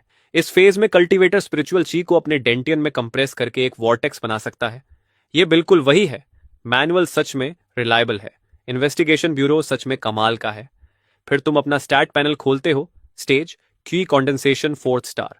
सभी stats 10 points. Skills infernal grin, shadow assault, marsh field, heavenly thunder law. Overall evaluation सभी क्षेत्रों में कमजोर। मुर्गी को बांधने जितनी भी ताकत नहीं। Conclusion blue AI. तुम झल्लाकर बोलते हो, बेवकूफ सिस्टम। ब्लू एआई, मेरी आंखों के सामने मैं अब बहुत ताकतवर हूं। उसी समय ल्यू रूयन और ल्यू कियर मिलती हैं। कजन, सुना है तुम्हें कल यूनिवर्सिटी में डायरेक्ट एडमिशन मिल गया। बधाई। लियो रूयन तुरंत पूछती है, कल लाइव बंद होने के बाद आखिर हुआ क्या था? मैं तुमसे कांटेक्ट नहीं कर पा रही थी, मैं बहुत वरीड थी। ल्यूकेट तुरंत आसपास सस्पिशियस नजरों से देखती है और धीरे से ल्यू रूयन के कान में कहती है, असल में जो हुआ वह लाइव में दिखे से कहीं ज्यादा जटिल था। यह दुनिया शायद उतनी सिंपल नहीं है जितनी दिखती है। लियो रूयान कुछ पल के लिए चुप रह जाती है, फिर पूछती है, कसिन, कल व्हाइट ड्रैगन ब्रिज में जो व्यक्ति अंदर गया था उसका क्या हुआ? ल्यूकीर का चेहरा अचानक गंभीर हो जाता है। उसके बारे में सवाल मत पूछो, बस इतना जान लो कि वह शायद तुम्हारी उम्र का ही है, लेकिन हम और वह बिल्कुल अलग दुनिया के लोग हैं। यह टॉप सीक्रेट है। लियू कीर से अलग होने के बाद लियू रोयान उदास होकर घर लौटती है। क्या वह सच में इतना असाधारण है? अचानक उसे पछतावा होने लगता है, जैसे किसी अदृश्य ताकत से प्रेरित होकर वह तुम्हें मैसेज भेज देती है, तुम वहां हो। तुम मैसेज देखते हो और हंसते हो, अकेला कोई क्लाउन ही इसका जवाब देगा। तभी लॉन्ग बिगन तुम्हें कांटेक्ट करता है, चियाओ जल्दी इन्वेस्टिगेशन ब्यूरो आओ, मेट्रो केस में नया डेवलपमेंट हुआ है। तुम भौहें सिकोड़ते हो। तो मेट्रो केस सच में इतना सिंपल नहीं था जैसा मैंने सोचा था। ब्यूरो पहले से इसकी जांच कर रहा है। तुम तुरंत ब्यूरो पहुंचते हो। वांगजू और लॉन्ग पिगन तुम्हें एक heavily guarded special hospital room के सामने ले जाते हैं। अंदर 3 लोग पड़े हैं और दर्द से उनका चेहरा विकृत हो रहा है। वांगजू कहता है, ये वही पैसेंजर्स हैं जो मेट्रो में अचानक प्रकट हुए थे। उनके शरीर में हो रहे बदलाव साफ दिखाई दे रहे हैं। उनके शरीर से एक अजीब सी ऑरा निकल रही है। ये मुझे बहुत असहज कर रही है। लेकिन तुम लॉन्ग पिगनन से भी ज्यादा ताकतवर हो, इसलिए तुम्हें यह और साफ महसूस होता है। तुम्हारी नजर में उन लोगों के चारों ओर काले धुएं जैसी लहरें लिपटी हुई हैं। यह दृश्य तुम्हें टूजन के गोस्ट कैट डीमन और वॉइड ट्रेन की घटना की याद दिलाता है। यह ब्लैक मिस्ट एनवायरनमेंट और जीवित प्राणियों दोनों को प्रभावित कर सकती है, तो इंसानों को भी कर सकती है।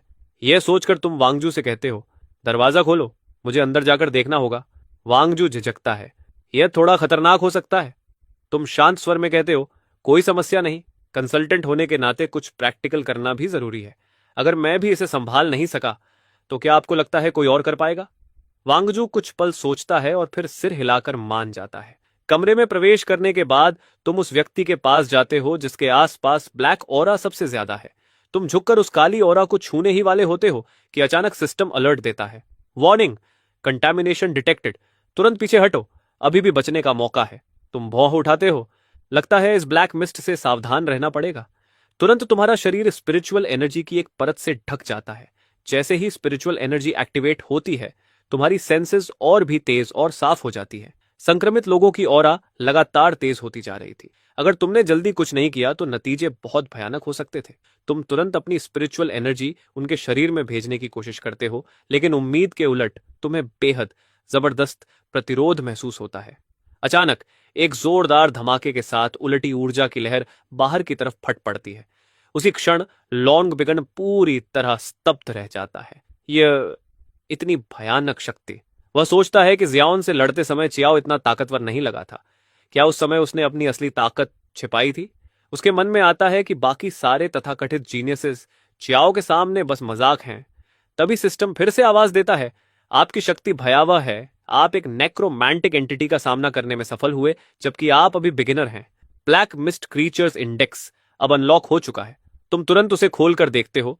नेक्रोमैंटिक एंटिटी, यह 9 महान ब्लैक मिस्ट्स में से एक है। जिन लोगों को यह छूती है उन्हें इन्फेक्टेड कहा जाता है।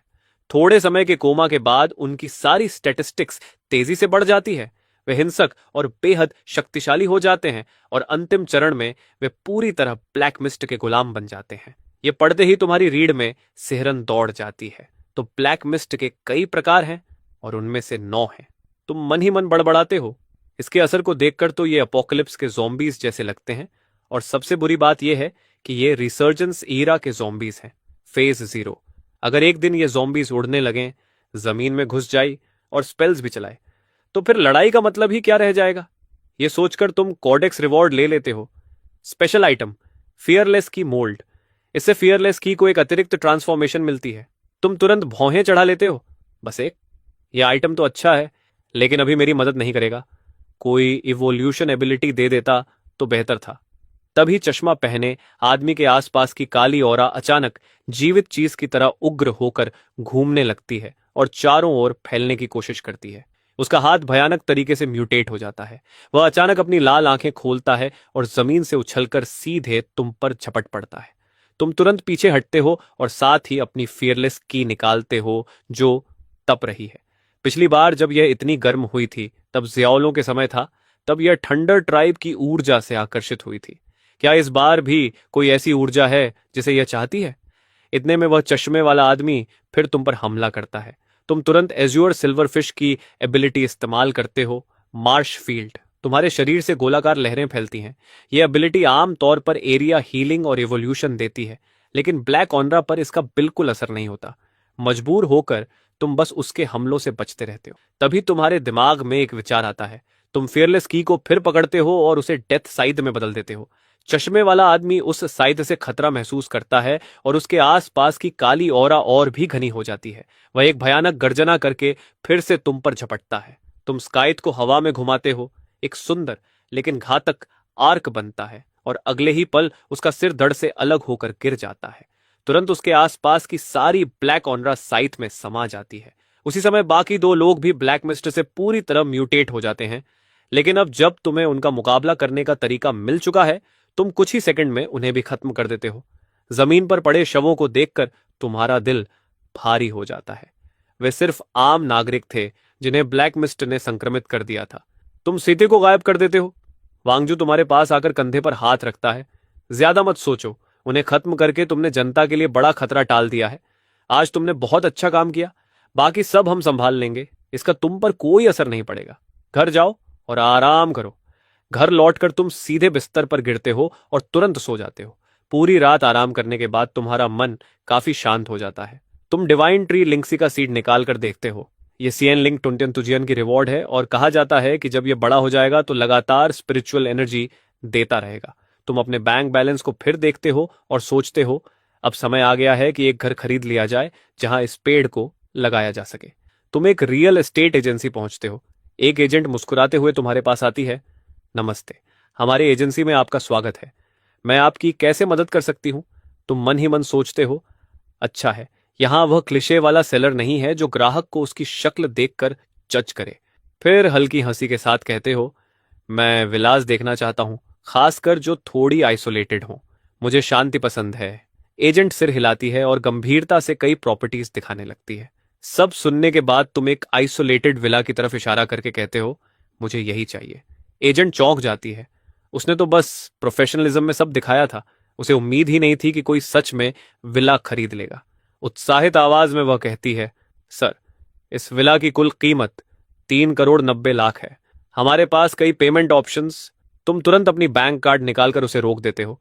पूरा पेमेंट यही है, कॉन्ट्रैक्ट तैयार कीजिए। मिस जू, वह सेल्स वुमन खुशी से झूम उठती है। इसने सच में खरीद लिया। यह आज का सबसे हैंडसम ग्राहक है। उसी समय लियो रुयन भी उसी एजेंसी में आती है। दूर से तुम्हारी परिचित सिलुएट देखकर वह वहीं ठिठक जाती है। क्या संयोग है, यह सच में वही है? उसके मन में रोमांस नॉवेल जैसा ख्याल आता है। क्या यह किस्मत का खेल है, जैसे किसी सीईओ रोमांस कहानी की शुरुआत। जैसे ही तुम वहां से मुड़कर चले जाते हो, लियो रुयान तुरंत सेल्स वुमन से पूछती है, अभी जो क्लाइंट था उसकी इंफॉर्मेशन दे सकती है? सेल्स वुमन मना कर देती है। माफ कीजिए, हमारे ग्राहकों की जानकारी गोपनीय होती है। लियो रुयन कहती है, बस थोड़ा सा हिंट दे दीजिए, मैं तुरंत यहां एक अपार्टमेंट कैश में खरीद लूंगी। लेकिन इस सब से अनजान तुम घर लौट चुके होते हो। तभी लियो रुयान तुम्हें मैसेज भेजती है, चाओ, क्या हमारे बीच कोई गलतफहमी है? क्या हम मिलकर बात कर सकते हैं? तुम हंसते हुए सोचते हो, बकवास, मैं तो राजा बनने वाला हूं। औरतें सिर्फ मेरी तलवार निकालने की रफ्तार धीमी करती है। अगले दिन तुम सेल्स वुमन के साथ विला देखने जाते हो। जैसे ही वह चली जाती है, तुम तुरंत अपनी स्पिरिचुअल एनर्जी से पूरे इलाके को स्कैन करने लगते हो। थोड़ी ही देर में तुम्हें एक ऐसी जगह मिलती है जिसका फेंग शुई बेहद शानदार है, बिल्कुल किसी बड़े चू मास्टर की पसंद जैसी। तुम वहीं डिवाइन ट्री लिंक्सी का सीड लगा देते हो। उसे लगाने के बाद तुम सोचते हो, देखते हैं यह चीज कब उगेगी। शायद मुझे कहीं और जाकर थोड़ा एडवेंचर करना चाहिए। तभी तुम्हें परसों नाश्ते के समय सुनी हुई दो बुजुर्गों की बातें याद आती हैं। मेरा भतीजा जंजू के पश्चिम की पुरानी जंगल में मुर्गियां पालता है। इन दिनों रात होते ही जंगल में अजीब सी रोशनियां तैरने लगती हैं। कभी कभी लाल आंखों की जोड़ी अंधेरे में दिखाई देती है और फिर गायब हो जाती है। मुर्गियां इतनी डर गई हैं कि अब सुबह भी बांग नहीं देती। उस समय तुमने इन बातों पर ध्यान नहीं दिया था, लेकिन अब सोचने पर तुम्हें लगता है कि वेस्ट ओल्ड फॉरेस्ट में अवेकनिंग के संकेत हो सकते हैं। ये सोचकर तुम तुरंत निकल पड़ते हो और पलक झपकते ही जंगल में पहुंच जाते हो। जंगल में कदम रखते ही तुम्हें एक अजीब एनर्जी फ्लक्चुएशन महसूस होती है। ध्यान से देखने पर तुम्हें जमीन पर एक ऐसी व्यवस्था दिखती है जो किसी मैजिकल फॉर्मेशन जैसी लगती है। आसपास की हल्की स्पिरिचुअल एनर्जी अपने आप उस फॉर्मेशन के केंद्र की ओर खींच रही होती है। तुम हैरान होकर कहते हो, ये क्या चीज है? ये तो सच में स्पिरिचुअल एनर्जी को कंसंट्रेट कर रही है। लगता है ये कोई आर्टिफिशियल फॉर्मेशन है। जैसे ही तुम उसे छूने के लिए हाथ बढ़ाते हो, पीछे से अचानक एक गुस्से भरी आवाज आती है। झाड़ियों से एक युवक और एक युवती बाहर आते हैं। युवती भौहें सिकोड़कर कहती है, हमारी चीजों को मत छुओ, हमने अभी अभी इन्हें लगाया है, तुरंत यहां से चले जाओ। तुम शांत स्वर में कहते हो, मैं तो बस देख रहा था, यह तुम्हारा घर नहीं है कि मुझे भगा रही हो। तुम्हें क्या अधिकार है? यह सुनकर युवक गुस्से में आ जाता है। अगर अभी नहीं गए तो बाद में मत कहना कि हमने चेतावनी नहीं दी। तुम हल्की हंसी छोड़ते हो, जाना तो मैं भी चाहता हूं, लेकिन पहले यह देखना चाहता हूं कि तुम तीन लोग पत्थरों से खेलकर स्पिरिचुअल एनर्जी कैसे पैदा कर लेते हो। यह सुनते ही दोनों के चेहरे का रंग बदल जाता है। उनकी आंखों में साफ अविश्वास झलकता है। तभी पीछे से एक गहरी सांस की आवाज आती है और एक बूढ़ा आदमी जो टॉयस्ट रॉब पहने होता है, धीरे धीरे पेड़ों के बीच से बाहर आता है। असल में तुम पहले ही समझ चुके थे कि ये तीनों बस शुरुआती स्तर के कल्टीवेटर्स हैं। बूढ़े टाओइस्ट को देखते ही दोनों युवा आदर से पीछे हट जाते हैं। लेकिन आश्चर्य की बात यह होती है कि वह बूढ़ा टॉइस्ट हाथ जोड़कर तुम्हें गहरा प्रणाम करता है। यह देखकर दोनों शिष्य दंग रह जाते हैं। उनका मास्टर जी कल्चरेशन में निपुण है और अकेले ही उन्हें हरा सकता है। फिर वह इस लड़के के सामने इतना सम्मान क्यों दिखा रहा है? बूढ़ा टॉइस्ट मन ही मन सोचता है, मैं इस व्यक्ति की गहराई समझ नहीं पा रहा, बेहतर है विनम्र ही रहूं। तुम भी हाथ जोड़कर उसे प्रणाम करते हो और पूछते हो, अब क्या आप मुझे बता सकते हैं कि यह चीज क्या है? तुम्हारी बात खत्म भी नहीं होती कि युवती बीच में बोल पड़ती है, हम तुम्हें क्यों बताएं। बूढ़ा टाओइस्ट तुरंत उसे डांट देता है, चियाओ ये बदतमीजी मत करो। चियाओ ये गुस्से में पीछे हटती है और अपने साथी से धीरे से कहती है, भले ही वह भी पाइनियर हो, हमें इतना झुकने की जरूरत नहीं है। हम 3 हैं और वह अकेला। युवक भी सिर हिलाता है, सही कहा। पता नहीं मास्टर क्या सोच रहे हैं। बूढ़ा टाओइस्ट तुम्हारी ओर देखकर कहता है, मेरी शिष्या ने बदतमीजी की, कृपया बुरा मत मानिए। लेकिन क्या मैं आपसे एक सवाल पूछ सकता हूं? आपका वर्तमान कल्टीवेशन लेवल क्या है? तुम भौहें सिकोड़ते हो, तुरंत अपनी लाइटनिंग वाली लंबी तलवार निकालते हो और बस हाथ का हल्का सा वार करते हो। अगले ही पल जमीन पर एक गहरी दरार बन जाती है। यह शक्ति देखकर वहां मौजूद सभी लोग सांस रोक लेते हैं। बूढ़ा टॉइस्ट भी स्तब्ध रह जाता है। इस व्यक्ति की शक्ति सच में डरावनी है। तुम शांत आवाज में कहते हो, अब शायद आप बता सकते हैं कि यह चीज क्या है। बूढ़ा टॉइस्ट खुद को संभाल कर जवाब देता है, यह जायंट स्प्रिट फॉर्मेशन है। इसका तरीका मेरे परिवार में पीढ़ियों से चले आ रहे एक टॉइस्ट बुक से आया है। मैंने उस किताब के अनुसार साधना की, लेकिन कभी सफल नहीं हुआ, इसलिए मैंने लगभग हार मान ली थी। लेकिन 1 महीने पहले मंदिर के अंदर का एक सूखा पेड़ अचानक जीवित होने लगा। मैंने उसे छुआ और उसी समय टना ब्रीदिंग टेक्निक का अभ्यास किया। तभी पहली बार स्पिरिचुअल एनर्जी मेरे शरीर में प्रवेश कर गई और मैं कल्टीवेटर बन गया। लेकिन उसके बाद वह पेड़ फिर से सूख गया, इसलिए मेरे इन दोनों शिष्यों को वह मौका नहीं मिला। तभी तुम उसे रोककर पूछते हो, 1 मिनट, अगर ऐसा है तो आपके दोनों शिष्य अभी भी शुरुआती स्तर पर ही क्यों हैं? बूढ़ा टायोस्ट मुस्कुराकर कहता है, लगभग आधे महीने पहले मेट्रो केस की जांच के दौरान यहां कुछ खास पाया गया था। एक एनर्जी डिटेक्शन इंस्ट्रूमेंट यहां लाया गया और मंदिर तेज रोशनी से चमक उठा। उसके बाद मंदिर को तुरंत सील कर दिया गया। मैंने इन्वेस्टिगेशन ब्यूरो को सब सच बता दिया और उन्होंने 2 कीमती पिल्स के बदले मेरी टोइस्ट बुक की कॉपी ले ली। उन्हीं 2 पिल्स की वजह से मेरे दोनों शिष्य, जिनकी प्रतिभा साधारण है, कल्टीवेशन के रास्ते पर आ सके। यह सुनकर तुम सच में हैरान हो जाते हो। ऊपरी अधिकारियों के पास सच में संसाधनों की कमी नहीं है। ऐसी पिल जो आम इंसान को स्पिरिचुअल एनर्जी महसूस करने दे, यह तो अनमोल खजाना है। तुम बूढ़े टॉइस्ट को सम्मान से हाथ जोड़कर कहते हो, मेरी कोई बुरी मंशा नहीं है, मैं बस इस जायंट स्पिरिट फॉर्मेशन को ध्यान से देखना चाहता हूं। बूढ़ा टॉइस्ट सिर हिलाकर कहता है, जरूर, लेकिन कृपया इसे ज्यादा डिस्टर्ब मत कीजिए। तुम सावधानी से एक पत्थर को छूते हो। तुरंत सिस्टम की आवाज आती है, rare material discovered, spirit stone formation discovered, giant spirit formation. फिर तुम फॉर्मेशन के बीच में जाते हो और उस पत्थर को छूते हो जो बाकी से अलग दिख रहा था। सिस्टम फिर बताता है, precious material discovered, stellar stone. यह सुनकर तुम्हारी आंखें चमक उठती हैं। एक ही बार में तुम्हारे कोडेक्स में 3 नई एंट्रीज जुड़ गई हैं और उनमें से एक प्रेशियस आइटम भी है। यह सोचकर तुम तुरंत कोडेक्स खोलकर देखने लगते हो। स्पिरिट स्टोन ये एक आवश्यक माध्यम है जिसका उपयोग कल्टीवेटर्स स्पिरिचुअल एनर्जी को रिफाइन करने और अपने कल्टीवेशन लेवल को बढ़ाने के लिए करते हैं। स्टेलर स्टोन ये एक उल्का पिंड से बनी हुई पत्थर है जिसमें तारों की शक्ति समाई होती है। यह न केवल कल्टीवेशन की एफिशिएंसी को बहुत बढ़ा देती है, बल्कि हाई लेवल मैजिकल आर्टिफैक्ट्स और स्पिरिचुअल ट्रेजर्स बनाने के लिए भी एक महत्वपूर्ण मटेरियल है। जायंट स्पिरिट फॉर्मेशन ये एक बेसिक कल्टीवेशन फॉर्मेशन है जो प्रकृति की स्पिरिचुअल एनर्जी को खींचकर एक ऐसा स्थान बनाती है जहां एनर्जी बहुत अधिक कंसंट्रेटेड हो जाती है। उसी समय बूढ़ा टाओइस्ट तुम्हें गहरी सोच में डूबा हुआ देखता है और मन ही मन सोचता है, उम्मीद है कि यह मुझे मारकर सब कुछ लूटने का इरादा नहीं रखता। नहीं, वह ऐसा नहीं करेगा। आखिर मैंने टॉइस्ट बुक इन्वेस्टिगेशन ब्यूरो को सौंप दी है, मेरे पास कुछ प्रोटेक्शन तो है। लेकिन उसे क्या पता कि तुम तो बस सिस्टम के कॉडेक्स रिवॉर्ड्स एक्सट्रैक्ट कर रहे हो। सिस्टम तुरंत बताता है, index extraction type 0, strength +2, stellar index extraction, strength +3।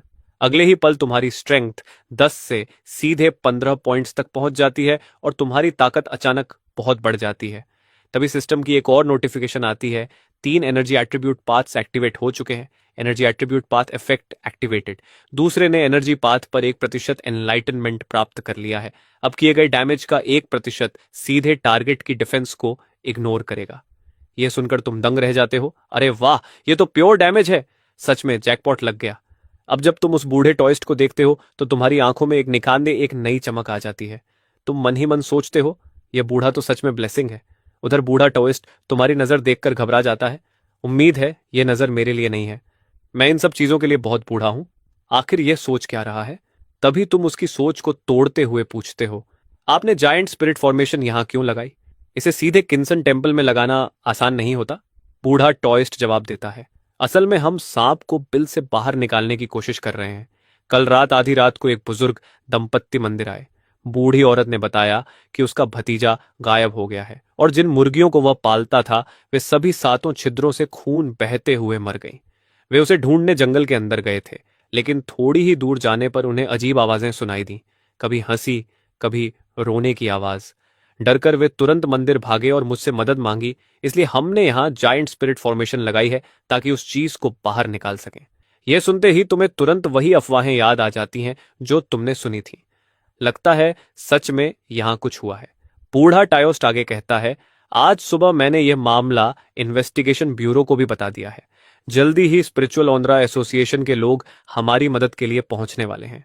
तुम मुस्कुराते हो तो फिर हम सब मिलकर इंतजार करते हैं। मैं भी देखना चाहता हूं कि वेस्ट ओल्ड फॉरेस्ट में आखिर क्या छिपा है। इसके बाद बूढ़ा टाओइस्ट और उसके दोनों शिष्य पालथी मारकर ध्यान लगाने लगते हैं। उधर तुम फोन निकालकर गेम खेलने लगते हो, लेकिन खेल खत्म भी नहीं हुआ था कि अचानक तुम्हें महसूस होता है कि बूढ़े टॉइस्ट के शरीर के चारों ओर एक शक्तिशाली स्पिरिचुअल ऑनरा फैलने लगी है। तुम हैरान होकर सोचते हो, इसने अभी अभी की मास्टरी के दूसरे लेवल को ब्रेक थ्रू कर लिया। यह बूढ़ा कोई साधारण व्यक्ति नहीं है। ब्रेक थ्रू के बाद वह उठता है और तुम्हें प्रणाम करता है। सर, आपके मार्गदर्शन से मुझे बहुत ज्ञान मिला। आपकी वजह से ही मैं ची मास्टरी के दूसरे स्तर तक पहुंच पाया। तुम हाथ हिलाकर कहते हो, मास्टर, इतना विनम्र मत बनिए। यह आपके कठिन अभ्यास का फल है, इसमें मेरा कोई योगदान नहीं। तभी दूर से 3 आकृतियां दिखाई देती हैं। उनमें से एक आगे बढ़कर कहता है, मेरा नाम च्याओ है। मैं स्पिरिचुअल ओरा एसोसिएशन की टीम का लीडर हूं और इस मिशन के लिए भेजा गया हूं। मास्टर, चलिए अब चलते हैं। रात का इंतजार करना ठीक नहीं होगा। च्याओ ने जल्दी ही आकलन कर लिया कि इस समूह में सिर्फ बूढ़े टॉइस्ट का लेवल थोड़ा ठीक है। बाकी लोग भले ही ची मास्टरी के पहले स्तर पर हों, लेकिन उसे लगता है कि असली लड़ाई में वह उन सबको आसानी से हरा सकता है। फिर भी क्योंकि ऊपर से कोऑपरेशन का आदेश था, वह ज्यादा घमंडी बनने की हिम्मत नहीं करता। जहां तक तुम्हारी बात है, च्याओ हान ने तुम्हारी तरफ देखा तक नहीं। उसकी नजर में तुम जैसे 18 साल के लड़के को वह 100 लोगों में भी हरा सकता है। जैसे जैसे समूह जंगल के अंदर बढ़ता है, आसपास का माहौल और अंधेरा होता जाता है। च्याओ हान भौहें सिकोड़कर कहता है, यहां का माहौल अजीब है। सब लोग सावधान रहो। तुम अपना फोन उठाकर देखते हो, जैसा उम्मीद था यहां नेटवर्क नहीं है। अचानक एक तेज हवा चलती है जिसमें घना काला कोहरा घुला हुआ है। तुम्हारे कानों में भनभनाहट होने लगती है। तभी सिस्टम अलर्ट देता है, वार्निंग, सामने अत्यधिक घनी ब्लैक मिस्ट है। Extreme danger zone. किसी भी हालत में आगे मत बढ़ो। Survival rate 0।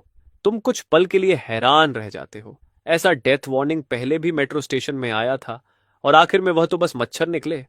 तुम सोचते हो, देखते हैं इस बार ब्लैक मिस्ट किस प्रकार की है, 9 बड़ी श्रेणियों में से कौन सी। तभी अचानक उस धुंध के अंदर से एक तीखी चीख सुनाई देती है। च्याओ हन घबराकर आगे इशारा करता है। वह क्या चीज है?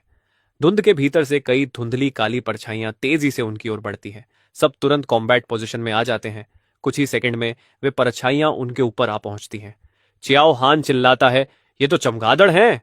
इतना कहते ही उसके शरीर से पीली रोशनी फूटती है और वह बिजली की तरह तेज मुक्का मारता है। सबसे आगे वाली राक्षसी चमगादड़ उसी पल मर जाती है। तुम चुपचाप हस्तक्षेप करने का विचार छोड़ देते हो और मन ही मन सोचते हो, इस च्याओ हान की टेक्निक काफी दिलचस्प है। उसी समय बूढ़ा टाओइस्ट भी हरकत में आ जाता है। उसकी लकड़ी की तलवार हवा में घूमती है और च्याओ हान के हमले के साथ तालमेल बनाकर कुछ ही पलों में बाकी चमगादड़ों को भी खत्म कर देती है। च्याओ हान आश्चर्य से बूढ़े टाओइस्ट को देखता है। इस बूढ़े की ताकत सच में खतरनाक है। शायद यह ची ट्रेनिंग रेल्म के दूसरे स्तर तक पहुंच चुका है। इसी बीच तुम मौका देखकर एक मरी हुई चमगादड़ को छूते हो। सिस्टम तुरंत बताता है, identification, Twilight creature. Twilight creature यह लॉस्ट सोल्स एंटिटी से पैदा हुई एक दुष्ट रचना है। इसके पास बेहद तेज जबड़े और घातक जहर होता है। यह आमतौर पर झुंड में रहती है, लेकिन तेज रोशनी से बहुत डरती है। यह जानकारी पढ़कर तुम भौहें सिकोड़ लेते हो। जैसा मैंने सोचा था, यह भी लॉस्ट सोल्स एंटिटी का ही काम है। लेकिन तुम्हें सोचने का ज्यादा समय नहीं मिलता, क्योंकि तभी च्याओ हान घबराकर चिल्लाता है, हे भगवान, ये इतने ज्यादा कैसे हो सकते हैं? पता ही नहीं चला कब सामने का आसमान पूरी तरह चमगादड़ों की एक विशाल सेना से ढक गया था। हजारों हजार डेमोनिक चमगादड़ हवा में मंडरा रही थी और माहौल दम घोंटने वाला हो गया था। बूढ़े टॉयस्ट का चेहरा पीला पड़ जाता है। भले ही वह चीक कंडेंसेशन के दूसरे स्तर तक पहुंच चुका था, लेकिन इतने सारे मॉन्स्टर्स के सामने वह बस मौत की तरफ दौड़ रहा था। घबराकर वह तुम्हारी तरफ मुड़ता है। सर, यह देखकर चाओहन पूरी तरह दंग रह जाता है। एक सेकंड लेवल एक्सपर्ट इतना विनम्र कैसे हो सकता है? क्या यह लड़का तीसरे स्तर तक पहुंच चुका है? यह कैसे संभव है? इसकी उम्र ही कितनी है? लेकिन उसी समय तुम हल्की मुस्कान के साथ कहते हो, इतनी बड़ी संख्या में ईविल क्रीचर्स और सब एक जगह इकट्ठा, तुम्हारी किस्मत सच में खराब है। अचानक तुम्हारे हाथ में बिजली से चमकती तलवार प्रकट होती है। अगले ही पल तुम्हारी सारी स्पिरिचुअल एनर्जी विस्फोट की तरफ फूट पड़ती है। तुम्हारा रूप ऐसा लग रहा था जैसे कोई थंडर गॉड धरती पर उतर आया हो। तुम्हारी ऑरा इतनी दबावपूर्ण थी कि सामने की चमगादड़ों की सेना एक पल के लिए जम सी गई। चाओहन यह देखकर पूरी तरह स्तब्ध रह जाता है। स्पिरिचुअल एनर्जी तो अभी अभी दुनिया में लौटी है, फिर इतनी भयानक शक्ति कैसे मौजूद हो सकती है? लेकिन तुम किसी की हैरानी पर ध्यान नहीं देते। तुम अचानक अपनी तलवार की धार पर खून की एक धार उगल देते हो, फिर तलवार उठाकर गरजते हो, मेरे खून की शपथ, मैं बिजली को बुलाता हूं ताकि मेरे सामने की सारी अंधकार को नष्ट कर दे। ये वही अल्टीमेट टेक्निक थी जो तुम्हें थंडर बीस्ट को मारने के बाद मिली थी, हेवनली थंडर पनिशमेंट। जैसे ही टेक्निक एक्टिवेट होती है, आसमान में काले बादल तेजी से इकट्ठा होने लगते हैं। एक भयानक गर्जना होती है और अनगिनत बिजली की धाराएं चांदी के ड्रैगन की तरह आकाश में नाचने लगती है। अगले ही पल आसमान चमक उठता है और कुछ ही सांसों के भीतर वह सारी चमगादड़ें बिजली की मार से राख बन जाती हैं। तुम्हारे पीछे खड़े बाकी लोग बिल्कुल पीले पड़ चुके थे। तुम अपनी तलवार वापस समेट लेते हो और सीधे खड़े होकर हल्का सा हंसते हो। ठीक है, खतरा टल गया। अफसोस कि मैं अभी एक और स्पेल नहीं चला सकता। हमें किसी और दिन वापस आना होगा। बाकी सब लोग बिना कुछ बोले तुम्हारे पीछे पीछे चल पड़ते हैं। टीम लीडर गहरी सांस लेकर कहता है, मेरी मौजूदा ताकत के साथ शायद मैं उस बूढ़ी औरत के भतीजे को अभी नहीं ढूंढ पाऊंगा। पहले मुझे अपनी ताकत बढ़ानी होगी, फिर वापस आकर खोजूंगा। यह जगह सच में अजीब है और मुझे एक बुरा एहसास भी हो रहा है। फिलहाल यहां से जाना ही सही फैसला है। जल्द ही पूरा समूह जंगल छोड़ देता है। तुम भी अपनी मोटरसाइकिल की तरफ बढ़ते हो ताकि घर लौट सको, लेकिन अचानक निंगजिंग तुम्हें आवाज देती है। तुम हैरान होकर उसकी तरफ देखते हो। उसका चेहरा पूरा लाल हो रखा था। इसे बुखार है क्या? निंगजिंग का चेहरा टमाटर जैसा लाल हो जाता है। वह झिझकते हुए कहती है, सर, इतनी रात हो गई है और जोंगजोंग में मेरा कोई दोस्त भी नहीं है। क्या मैं आज रात आपके घर रुक सकती हूँ? वह भले ही यह बात जोर से कहती है, लेकिन उसके दिमाग में दो आवाजें लड़ रही थीं। निंगजिंग, तुम क्या बकवास कर रही हो? दूसरी आवाज कहती है, चुप रहो, इतना अद्भुत इंसान रोज नहीं मिलता। यह मौका हाथ से निकल गया तो जिंदगी भर पछताओगी। आखिर दोनों आवाजें उसके दिमाग में पूरी तरह गड़बड़ा जाती हैं, लेकिन उसे बिल्कुल उम्मीद नहीं थी कि तुम सीधे सिर हिलाकर मना कर दोगे। निंगजिंग वहीं हैरान खड़ी रह जाती है। इसने इतनी साफ मना कैसे कर दिया? कितनी शर्म की बात है।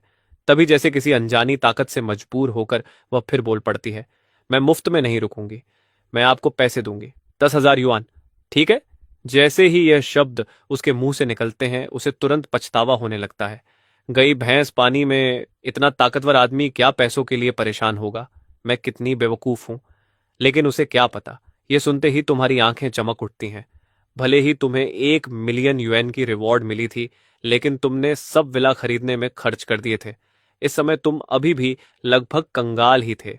ये 10,000 युएन सच में सही समय पर आए थे। यह सोचकर तुम गंभीर चेहरा बनाकर कहते हो, हम मुझे तुम्हारे पैसों की जरूरत तो नहीं है, लेकिन मुझे डर है कि तुम्हारे जैसी अकेली लड़की को कहीं परेशानी ना हो जाए। चलो बैठो। निंगजिंग खुशी से उछल पड़ती है। सच में ये तो कमाल है। धन्यवाद बॉस,